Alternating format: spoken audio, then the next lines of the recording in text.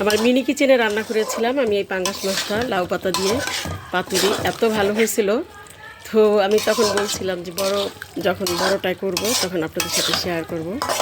তো আজকে আবার করতেছি। এমনিতে পাঙ্গাস মাছ কেউ খেতে চায় না, কিন্তু এইভাবে করলে এত ভালো লাগে, খুব মজা লাগে। তো আজকে করতেছি, আজকে খাওয়াবো আমি মেহমান।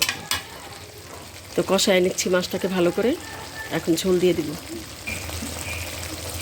একদম মাংসের মতো সমস্ত মশলা দিতে হবে, আদা রসুন জিরা ধনিয়া সব ভালো করে মাংসের মতো একদম কষায় নিচ্ছি। এখন এর উপরে লাউ পাতা দিয়ে দিব। এই যে লাউ পাতা, এখানে 6টা লাউ পাতা ধুইয়া পরিষ্কার করে ভালো করে কুচি কুচি করে নিচ্ছি। এখন এটাকে এইভাবে কিছুক্ষণ রেখে দিব। এইভাবে পাল্টায়া দিব।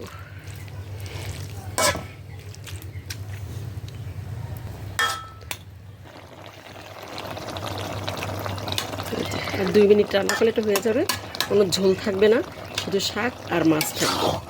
দেখুন এখন কিন্তু মাছ দেখা যাচ্ছে, শাকটাই দেখা যাচ্ছে না, খুব কম দেখা যাচ্ছে। এবার পাঙ্গাস মাছ রেডি হয়ে গেছে, এখন নামিয়ে ফেলবো।